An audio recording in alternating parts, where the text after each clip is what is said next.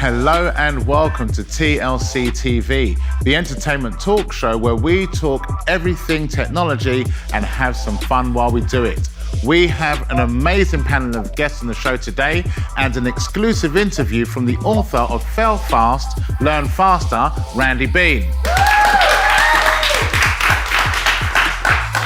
Also joining us today on our panel, we have Ann-Christel Graham, Chief Revenue Officer at Talend, and Damian, Bunyan, Chief Information Officer at Uniper. Last but not least, we have our front row guests who will be joining us in conversation throughout the show. This is TLC TV.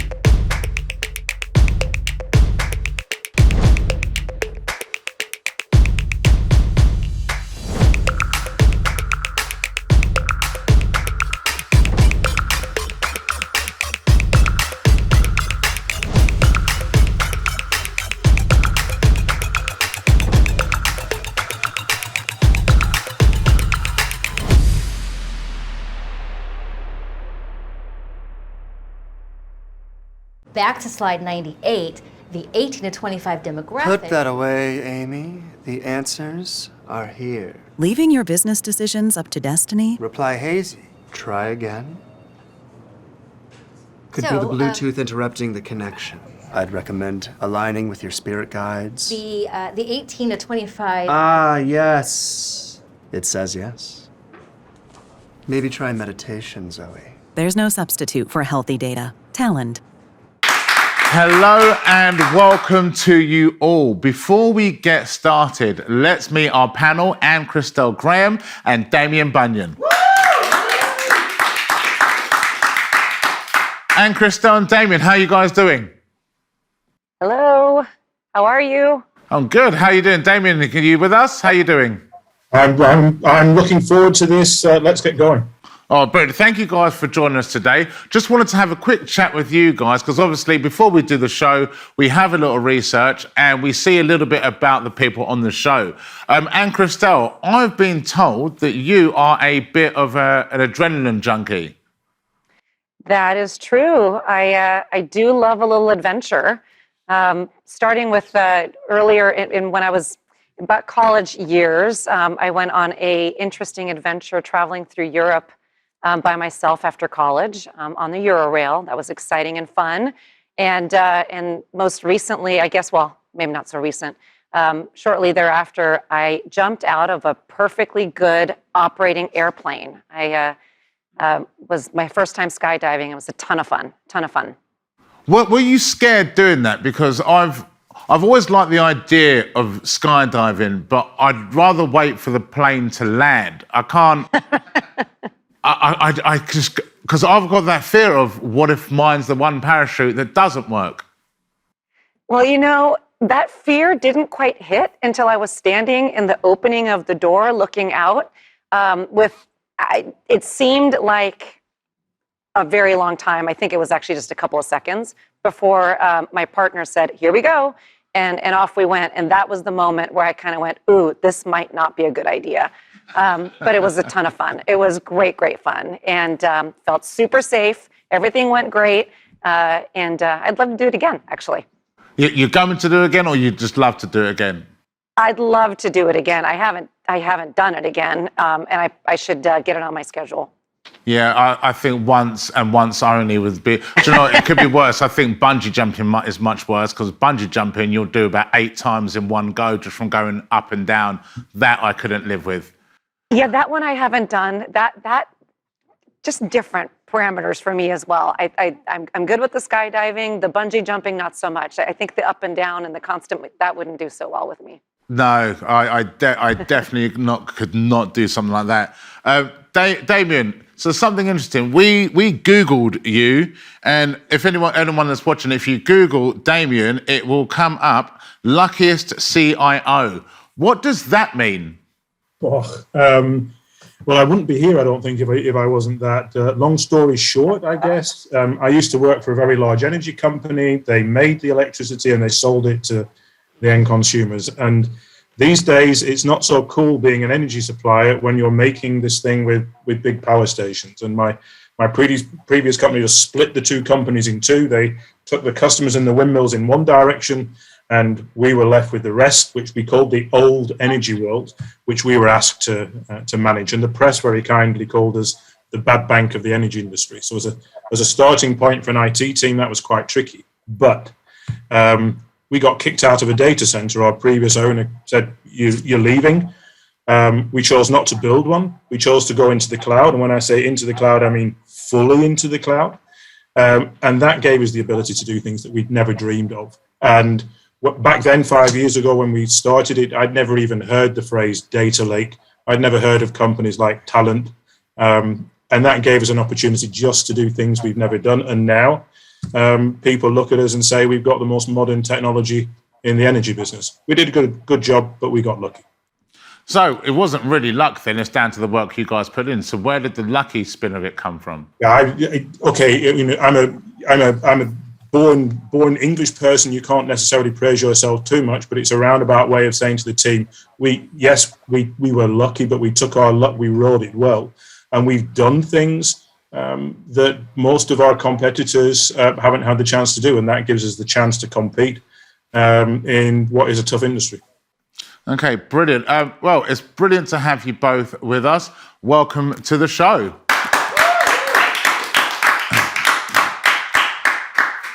In today's episode, we will be discussing data health and the impact of data health for businesses, solutions, culture, and community. To kickstart our show, please allow me to introduce to you thought leader, speaker, and author of the book Fail Fast, Learn Faster. It's Randy Bean. Hi, Randy. Welcome to the show. Hey, Manuel. It's great to be here. Oh, brilliant. Wow. And there is the book. So when did this book come out? It came out on August 31st. It makes a nice prompt, doesn't it? It's three-dimensional.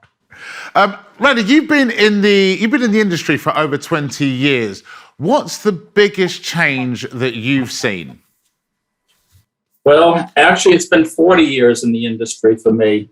We all know about some of the obvious changes, the exponential proliferation of data volumes and sources, the explosion of unstructured data, signal, GPS, text, pictures, and documents, the growth in computing power that's made it possible to analyze gigabytes of data, where organizations were dependent upon analyzing samples in the past, and of course, the internet, which has resulted in the digital transformation of entire industries. Taken together, these changes have prompted the rise of data-driven companies like Amazon, Capital One, and others. What's less appreciated, though, Emmanuel, is how much things haven't changed. We asked leading Fortune 1000 C executives each year about the progress of the data initiatives, and the results may surprise you. We asked these questions. Are you driving innovation with data? Only 48.5% said yes. Are you competing in data and analytics? 41.2% said yes. Managing data as a business asset, 39.3% said yes. Forging a data culture, 24.4% said yes. And creating a data-driven organization, only 24% said yes. So the bottom line is that while things have changed, many challenges remain. Okay, and there was something else. Moving away from technology for just a second, there's something else that we found when doing a little bit of research, and that is you, Randy, you're a boxer. Indeed, I am. I have more props for you here. Nice gloves. These are like Muhammad Ali used to use. I grew up in Brockton, Massachusetts, here in the U.S., and Brockton is known as the City of Champions. We've been home to two undisputed world champions, Rocky Marciano, the undefeated world heavyweight champion, and Marvin Hagler, the world middleweight champion, who actually captured the title from British middleweight Alan Minter at Wembley Stadium. Coming from Brockton, boxing is what we do. And coming back to the topic today, what is it we mean when we say data health? Yeah, for me, data health equates to business health. If you don't run your business with good quality data, you're at a real disadvantage. I routinely meet with Fortune C executives who tell me that they don't trust their data. They don't have confidence in making decisions based upon the data they receive. Talend reports that 60% of executives lack trust in the data they work with. This is consistent with my experiences. A central theme in my book, Fail Fast, Learn Faster, Lessons in Data-Driven Leadership, is that data matters now more than ever. Let me just read briefly from the opening of the book to set the stage.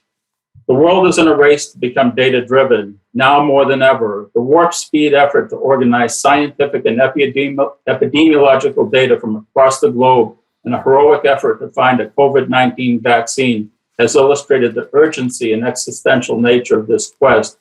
We need data, science, facts, knowledge, and insight to make informed, wise, and critical decisions.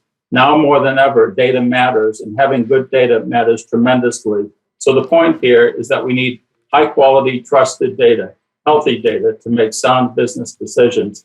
Data health is essential to business health. Okay, so, I mean, like any change that happens in business, there needs to be a business case for it. So how can we use data health or healthy data to innovate and grow new business opportunities?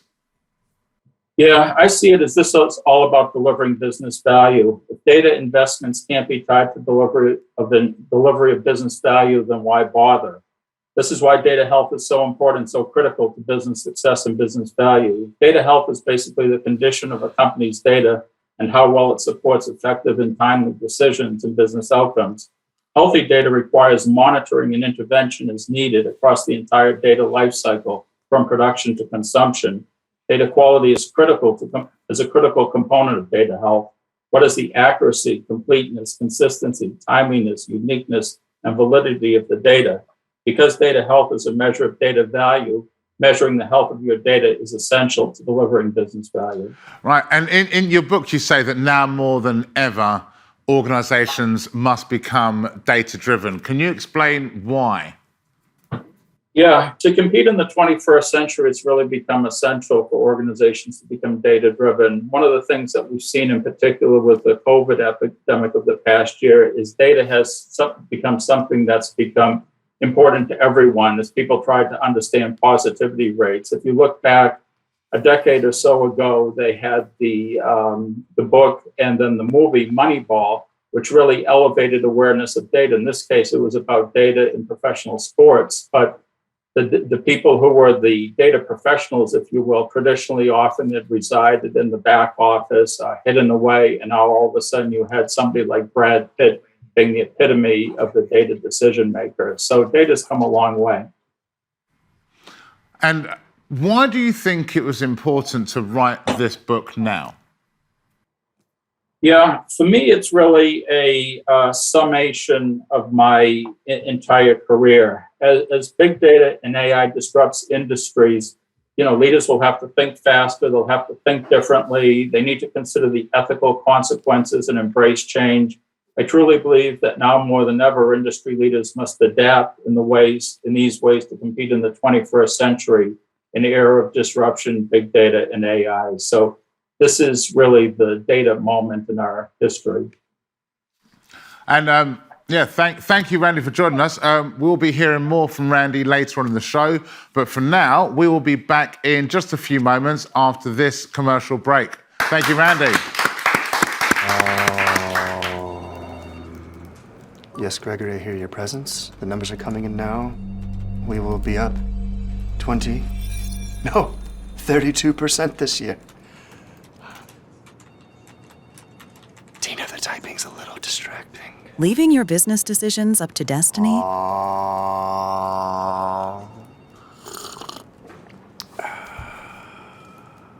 There's no substitute for healthy data. Talend. Welcome back to TLC TV, and welcome to our panelists, Ann-Christel Graham, Damian Bunyan, and Randy Bean. We've been discussing data health and what you can do in your business to keep your stream clean. Before this episode, we took to our front row guests to ask questions about data health and what this means to them. The first question we asked is there a hierarchy in data, and is some data more valuable than others? Joining us today, Data Engineering Director from NTT Data, Omar Khan. Omar, thank you for joining us. address this more as an engineering side of things, just to give people understanding of what data health really is. The first thing I normally go to clients and ask them what are they worried about in their data is they say data monetization. Now, when they start talking about data monetization, the next thing is time to market. For me, data health is all about getting your data from the raw state onto the end state. How long have you taken that to market? And for me, that's the health. So if you go back a little, it's more around your data quality. With the growing data volumes, complexities of data, people are starting to use more AI, a lot of automation in your data quality, and that's going to improve your data health. So the second thing... Sorry, I was going to say, so do you think that certain data is worth more than others, or is just data? How does it sit within a hierarchy? So if you look at infrastructure from a hierarchy side of things, the first data is raw data, absolutely no use. But when it starts to transform into different layers to reach the end user, that's the more value of it. When you start segmenting it, for example, if you're working in an advertising side, your target audience data, which is segmented, cleansed out, has got more value rather than a raw data that you would have on the first layer. Okay, Randy, what are your thoughts on this? Yeah, I believe it really depends upon the organization and the industry. Each company needs to identify the critical data elements that are important to their business. So each organization needs to understand what's most important and has the highest impact business value in the decisions for their firm. So it's ultimately all about business value from my vantage point. So would that change from industry sector to sector? Would certain industries value certain parts of data more than others? How when we talk data health, how does that sit around with sort of just that hierarchy? I think, Emmanuel, if that question's to me, I would say industries are on a different maturity curve. If you look at the data cultures, then every industry has got a different maturity. Now, if someone's already on a maturity of 3 or 4, then they would have dealt with their data health. And I think those, for them, any value of the data that an end user is able to build insights, the time to market is less. Especially with tools like Talend, when you're able to try and have a better quality of data, then be it advertising, insurance, or manufacturing, the end user goal where your data is coming through quickly, I think that really determines the health of your data that you're acquiring. Okay. Yeah, Emmanuel, I think there's a key there that was said around the end user. If you define value and what's more valuable, I think it really comes down to how you can use the data and is it usable? And it kind of, when you think about data health and the quality of data and the value of data, to me, it really comes down to whether or not you're able to achieve the outcomes that you're trying to achieve. And that's when the value starts to show. And so it's truly around the usability of it. So we would say in value against data, so it's really value versus outcome. What can I get from that data? So value, trust, consumption. I think one of the key offerings that within consulting companies, which we do, is trusting your data. The first thing is you obviously do a data strategy, understanding your maturity. The next thing is your data trust. And I think the end user is only going to consume your data again and again once he starts trusting your data. And that's where the data quality, data health really becomes more valuable. And I think rather than just a part of a data, the process is more relevant as to what value is it bringing. Damian, what are your thoughts around hierarchy? I wish I worked more often with people like Omar. I actually rarely meet executives or even people in IT who take this seriously enough. So I'm a chief information officer. It's not necessarily for me to say that this bit of data is really, really valuable. And I don't know whether it is today, and I don't know whether it will be tomorrow. But my job is just to make sure that the data's there, that it's available, that it's reliable, and that people have got the tools and techniques to use it. And I mentioned earlier that I've emptied a data center and put everything in the cloud. When I started on day one and asked my team, how many applications have we got? The answer was, we don't know. Now, having emptied the data center and got everything in the cloud, I do know. Now, how can a CIO really do big data or even data security if you don't know what you've got? So you've got to get through it. As a CIO, if I give my business that, then it's got the chance to succeed, as Omar just painted. Yeah. Perfect. Thank you, Omar, for joining us. Next, we asked, are we solving the right problem? Do you wish you had quantifiable standards for how healthy your data is? Joining us from Project Worldwide is Director of Information Security and Data Protection, is Tom Munson. Hi, Tom. Welcome to the show. Yes. So, what is your take on the topic? Right now we're tracking 178 data privacy laws around the globe.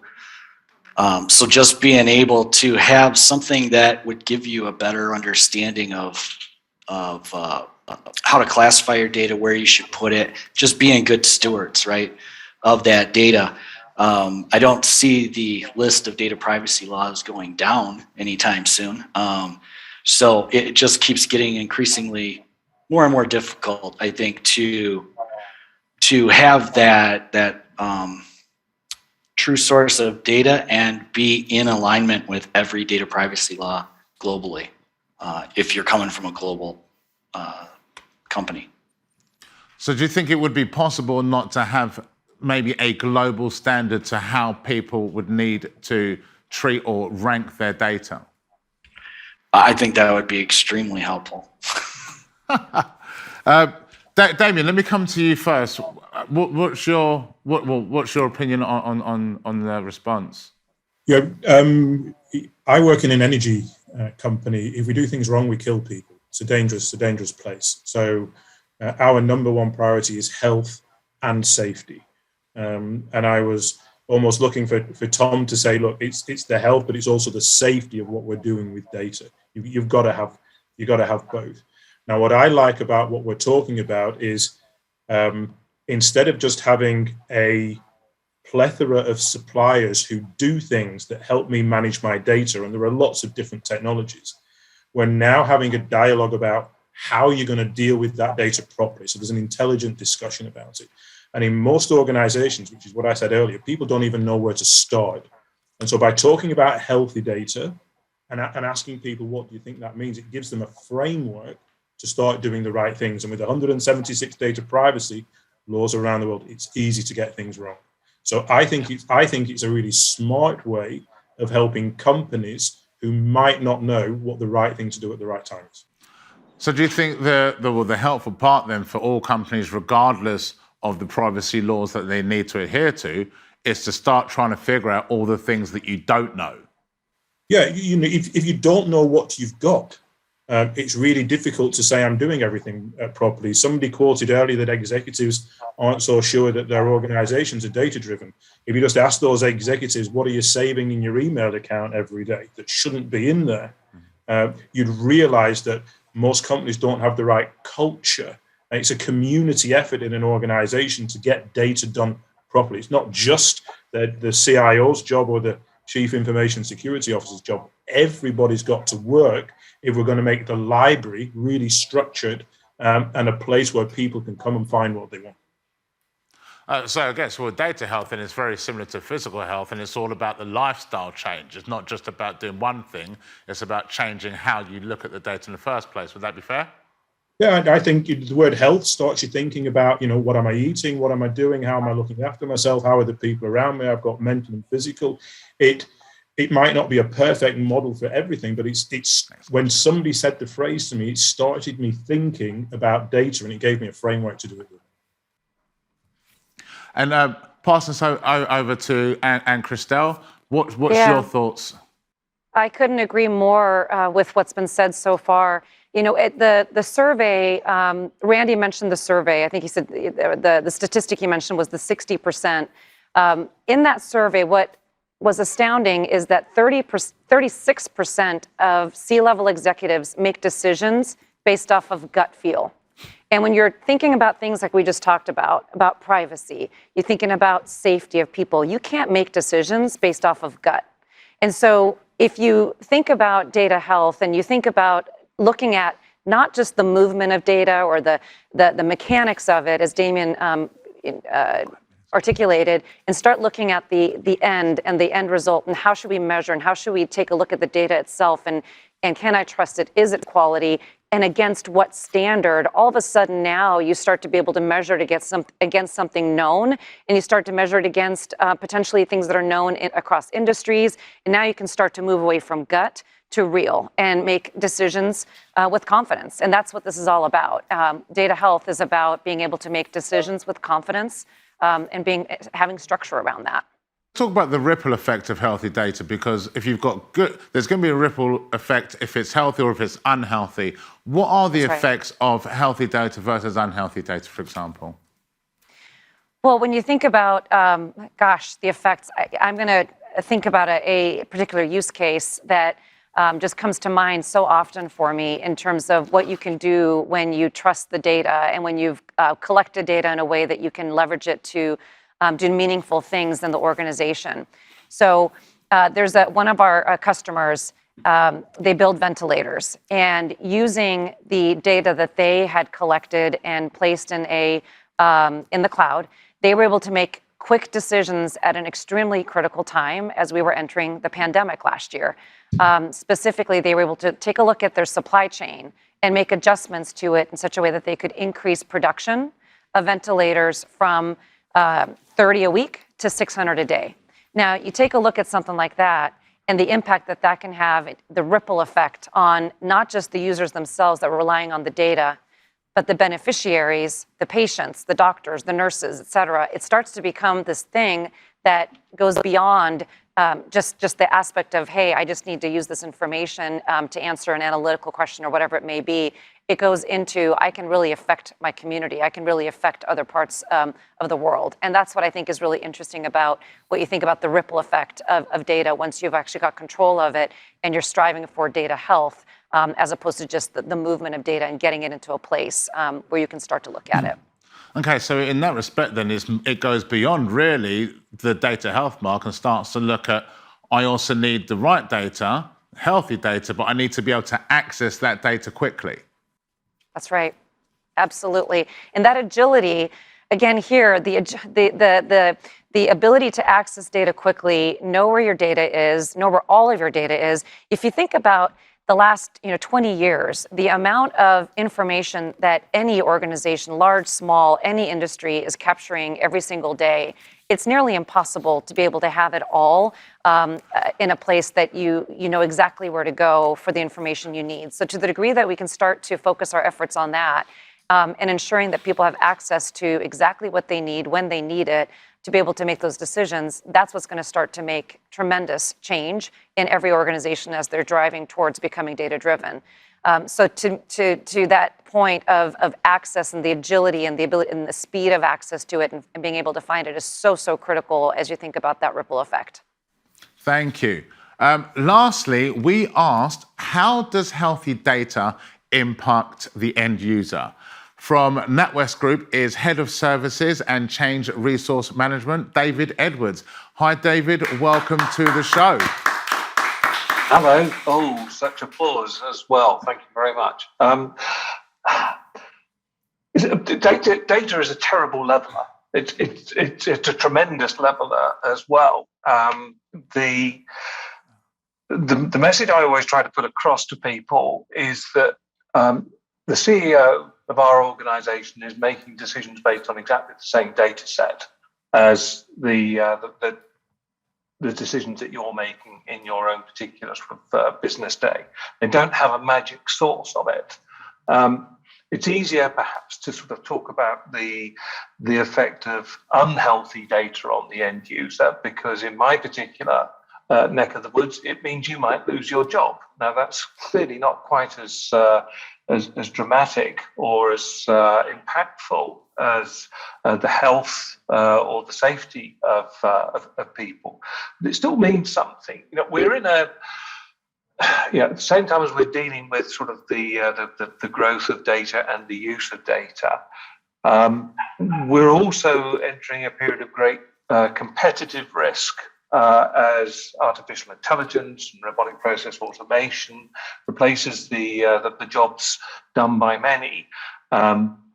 What are we going to do with those people How are we going to both retain and keep them engaged? Reskilling is going to be an absolutely fundamental part of doing that.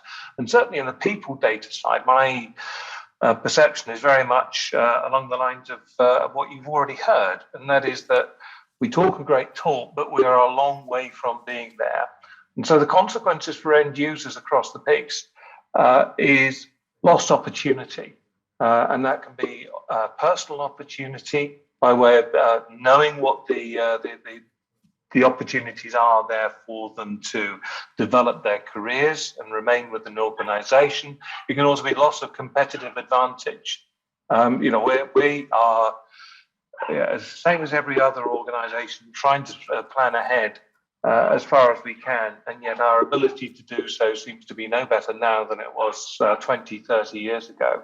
I believe that data, and more importantly, the insights that data is able to produce, is able to alter that particular paradigm and make it possible for us to make more informed decisions on a more trusted basis.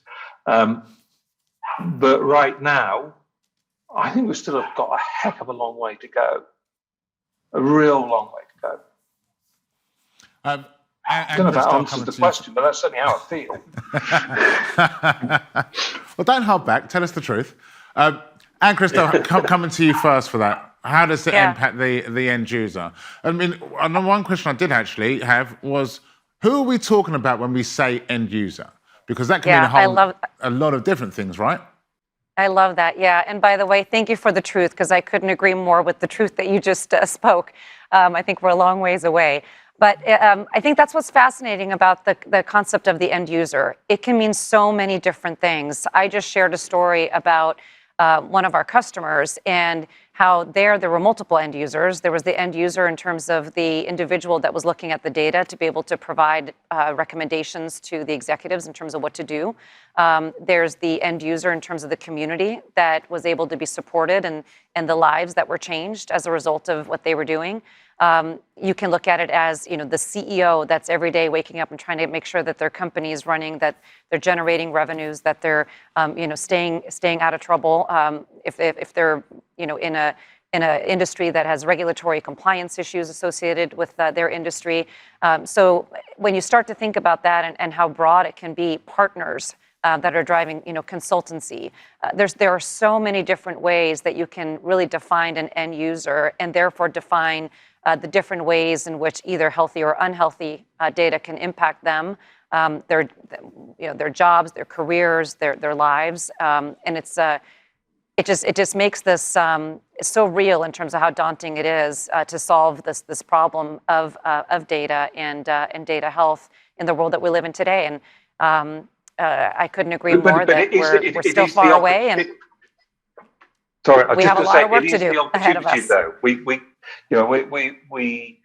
I constantly come across organisations who say we need to solve our resourcing conundrum. I talk resources because that's the stuff that I'm sort of I'm working on a daily basis, and the constant that I find in all of those situations is if we start touching one thing, all of a sudden we find, as you talked about, the ripple effect. We have all of these other things that we have to fix as well, and the only way. I believe, having sort of gone through success and failure, perhaps in the reverse order, for quite a long time, that you can approach this with any degree of confidence is by having not only sources of data, but data that you can understand, data that you can join up, data that's going to tell you something. Until you've got that, anything you try to do to change the model or the process that sits around that is almost certainly doomed to failure because it's too localized. And Randy, coming over to yourself, what's your thoughts around the data health versus the end user? Yeah, I would echo what everyone said, Ann-Christel, Damian, and the audience guests.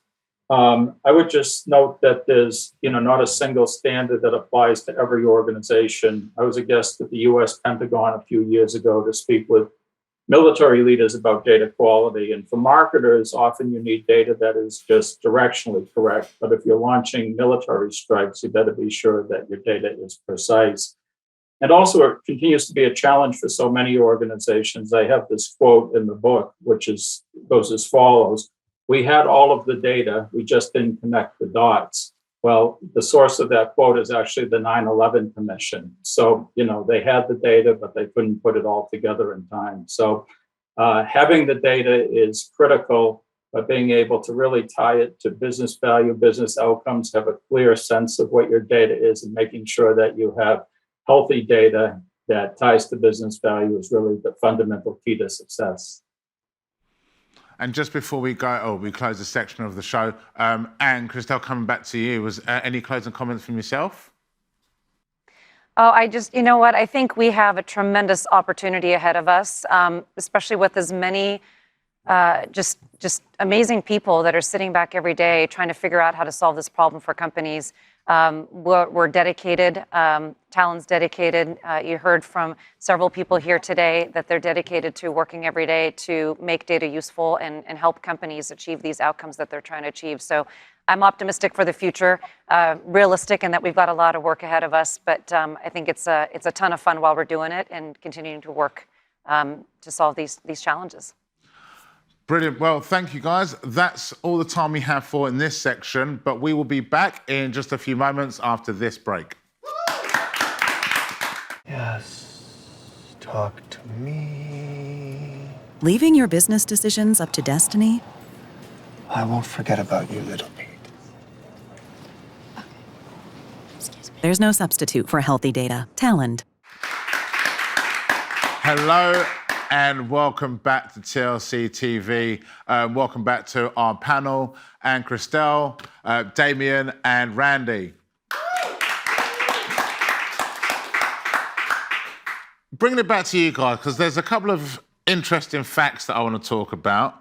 I would not have guessed this, but Damian, your taste in music, something interesting there? I'd say I have a very broad interest in music. What I like to do is when people come around to my house, I have guests around for dinner, I always like to put something on that I think they might like. I don't always know. And I've moved around a lot, and a couple of years ago, I had some friends from Texas came to visit me, so I thought I'd try and play some country music, but I don't have any country music. But I took a flight to Houston with Lufthansa, and they've got a selection of music you could download, and I came across an album from a band called Lady A, and I fell in love with this. But the instant you put that into something like Spotify, it gets tagged.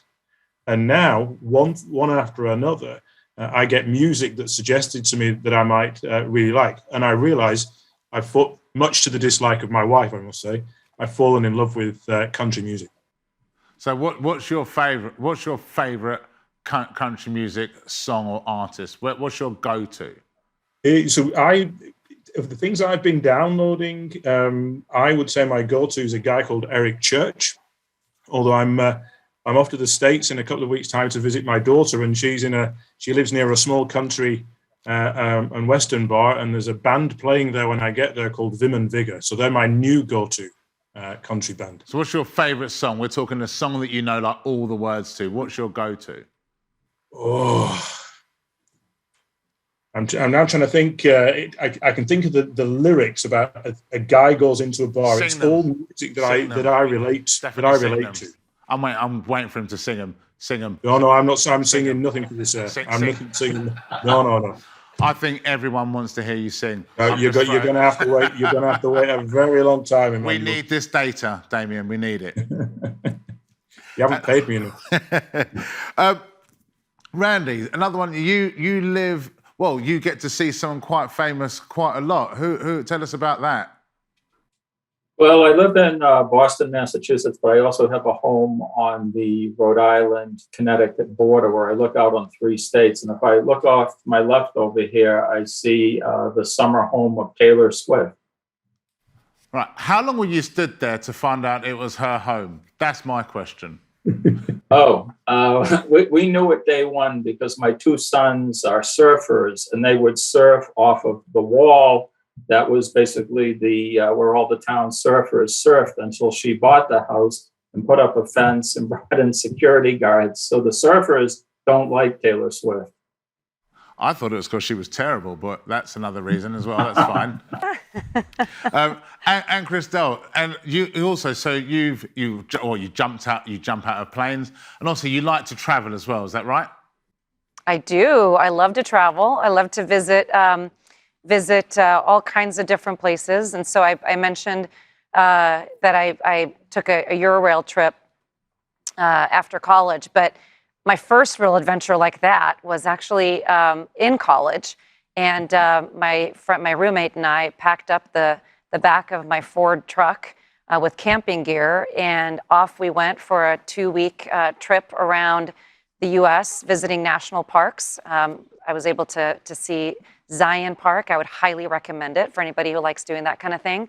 And I would say that was probably my first foray into adventure and travel as a young adult without my family, pushing me along. But I love to see the world and love to visit, and am thrilled that we are, even here, being able to do live TV, being able to, start to see the opportunity for a new normal to come about where we can start to travel again. I can't wait to go and see my family in Norway and be out and travel and adventure a little bit more. See, I'm loving how adventurous all of you are. You make me feel very horribly inadequate because you say camping. My idea of camping is sleeping with the hotel window open. I don't do outdoors. I played paintball once, got shot in the hand, never went outside again. Your levels of adventure are actually completely beyond me, but it's brilliant to have you guys with us today.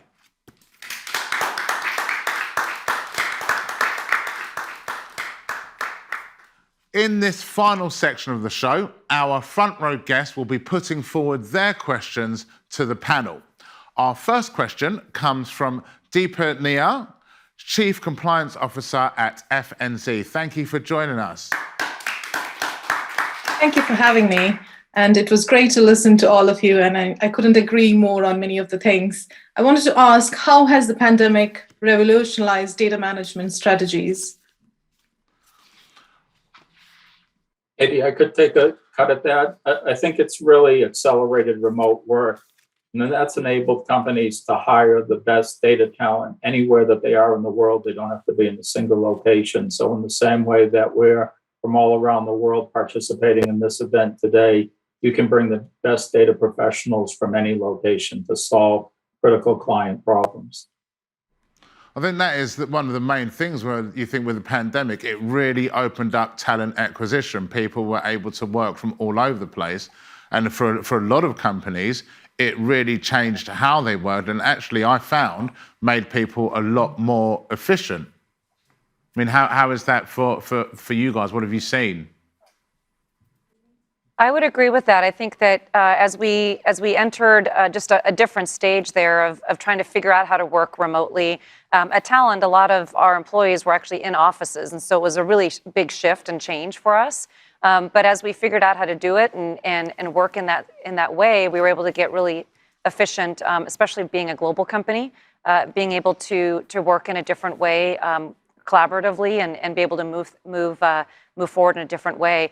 I have to say, in terms of that question around the pandemic and what has it done around data management, what we've seen with our customers is that any who were maybe on the brink or hadn't quite gone all in on digital transformation and really taking hold of their data strategy, the pandemic shifted that and prioritized it, moved it up in priority to ensure that they could, if nothing else, as they were kind of many companies having to reinvent themselves and trying to figure out what do we do going forward, who do we become. Companies had to become completely different in some areas. If you look at, for example, education for a period of time, schools, they had to change, and if they didn't have virtual lessons and teaching and those types of things, they had to completely rethink how they went about that. And I think some of these institutions are going to continue down that path going forward and not necessarily go back to in-house instruction going forward. So I think a lot of companies were faced with that and needed to use data and relied on the use of data to be able to make those types of shifts and really set their course for the next 3 to 5 years.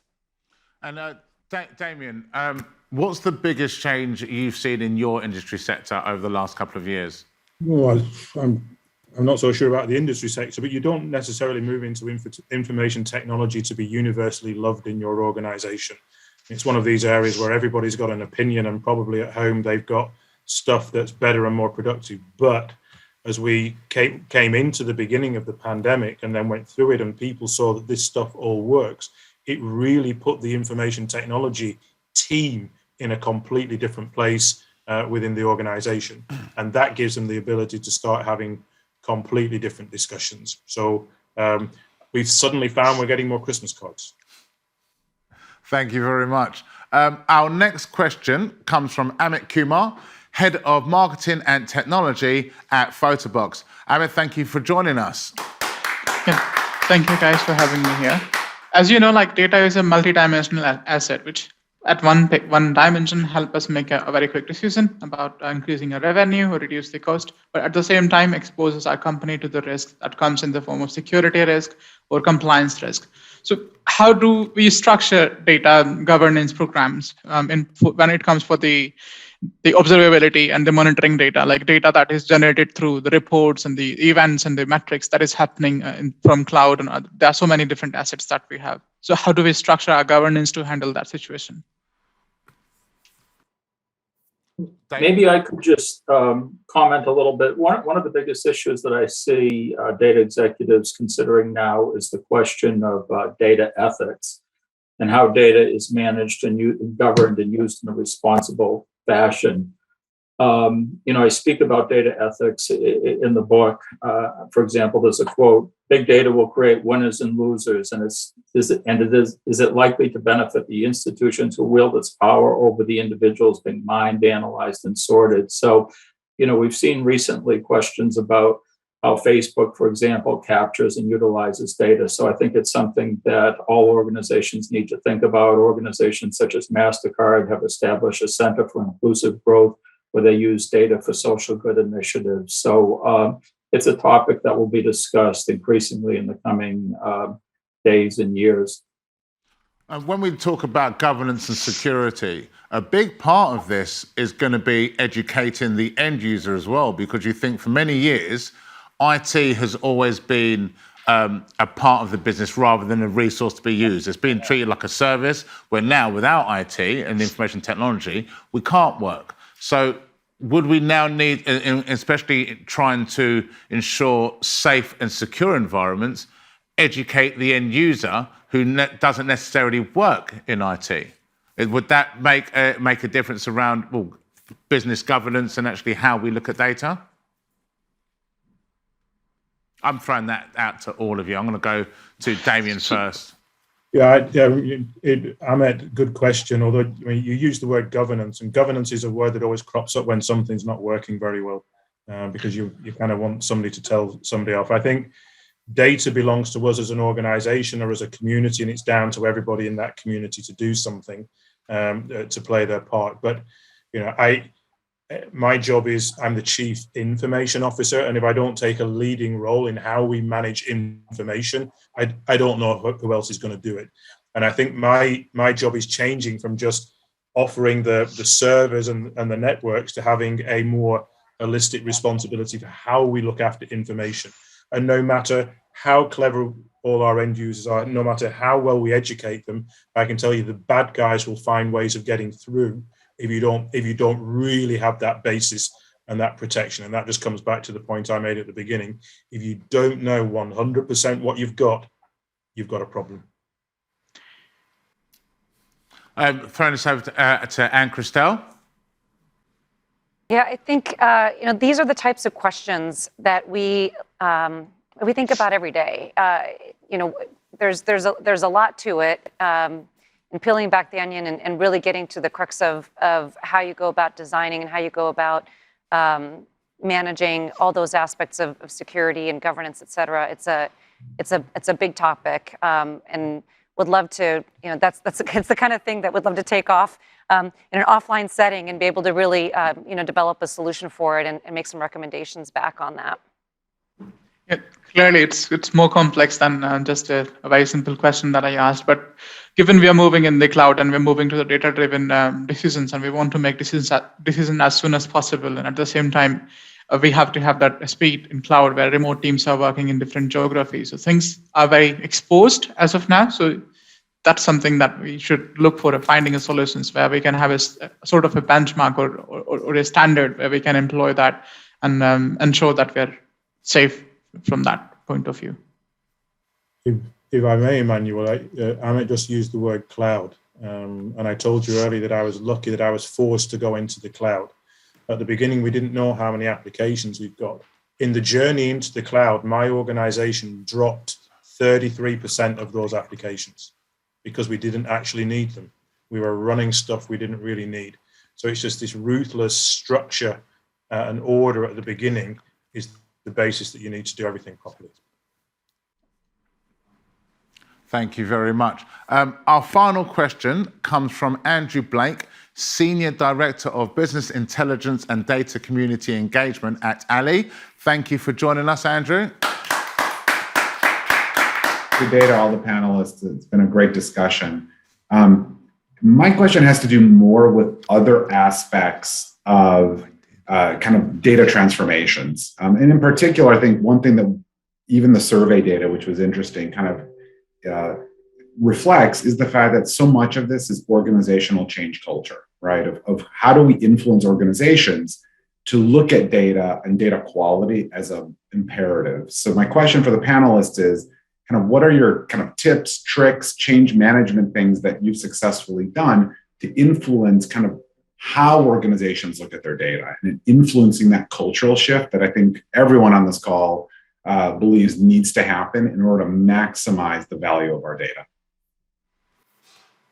Maybe I could take a cut at that. There's one additional piece of survey information that I could share with you. And that is that we asked these Fortune 1000 C executives, what was the principal challenge to becoming data-driven?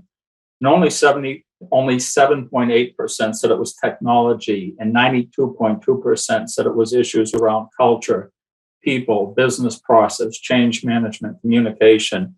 So from my experience, that is definitely the biggest barrier that we see to organizations successfully adopting data initiatives. I can't tell you how many times I go into an organization, I meet with the data teams and they tell me about the robust capabilities that they've created. And I meet with the technology organization, they tell me about the engineering and the platform they've created. And all of these are wonderful capabilities. And then I meet with the line of business CEO and they say, the bottom line is we don't trust the data that we're receiving. We're not getting the data that we need to make decisions in a timely fashion. So the capabilities are there, but there needs to be more done to bridge this gap between the end users and business value and the capabilities. And it really starts with this change management and creating better processes and better communications. I couldn't agree more with what you just said, Randy. The communications and that common agreement around the trust of the data. As a user of data every single day in my role as well, one of the things that I do is I take a look and I say, is this information that I can trust, that I know where it came from, that it's quality in what it's bringing to me, so that I can make the decisions that I need to make for the organization. And it really comes down to, I think, one of the biggest challenges with becoming truly data-driven is that there's still this fear and there's that lack of trust. That's why, going back to the statistics, 36% of executives still go by gut. And they wouldn't need to do that if they were able to clearly understand and have that open dialogue around the quality and trust and data health within their organization. It's about organizational data health. It's not necessarily about a single data source or a single data set. It's truly about striving for and driving toward organizational data health. And Damian, over to yourself. Yeah, Andrew, it's a really good question. And if I really had a great answer, I could write a book and I'd sell more copies, maybe even than Randy with his great book. I think as I've thought about my answer, my main answer would be to you, it's about carrots and not sticks. So we've talked a lot about governance and the problems. Christel was just talking about, executives with gut feelings. Actually, I found it's better to go get past them and go to the end users. That's where the magic happens. And we've got some really great end users who are prepared to take things and run. And then it builds a culture of, hey, I'd quite like to do that. And that brings them back to community, because you can do great things, and I can help you, but you've got to help me keep everything solid and structured at the basis. And back over to Ann-Christel.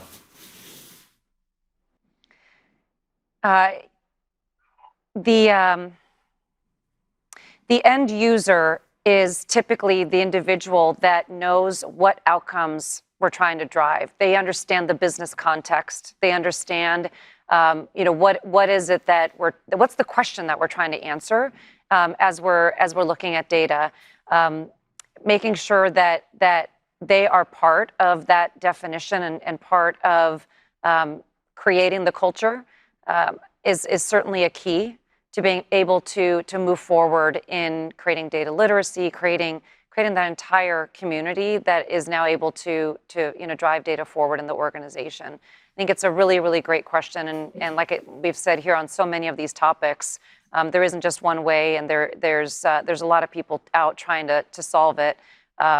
And every day we're making strides in various ways, whether it's to continue to leverage technology or leverage the things that we learn to help us achieve this goal of becoming data-driven as organizations. Randy, you had your hand up.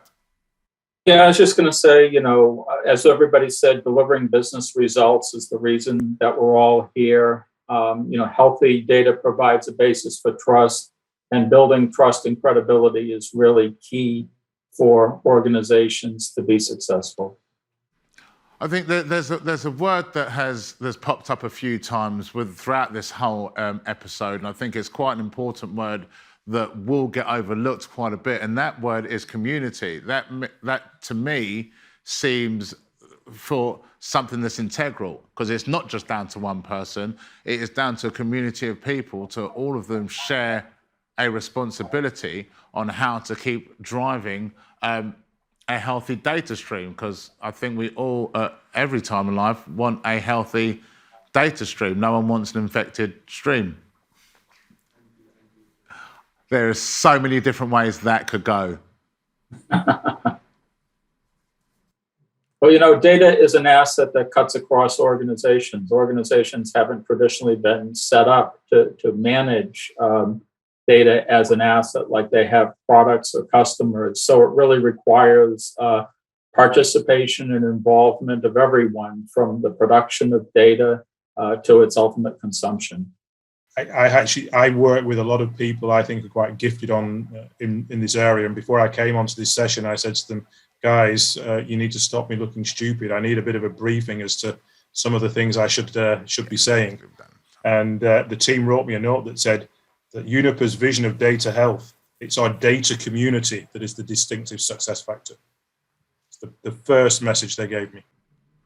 So I think that's where we went down. The big message there, really, as we said, is community. It's sharing information correctly, and again, you've put the nail right on the head. So it's about trust as well. Thank you all for your questions. That, unfortunately, is all we have time for today. Thank you all for joining us. I hope you all found something you can take home with you. Thank you to our panel of speakers, Randy, Damian, and Ann-Christel, and to our front row guests for joining us. TLC TV will be back in the new year, so we will see you very soon. Thank you all and goodbye.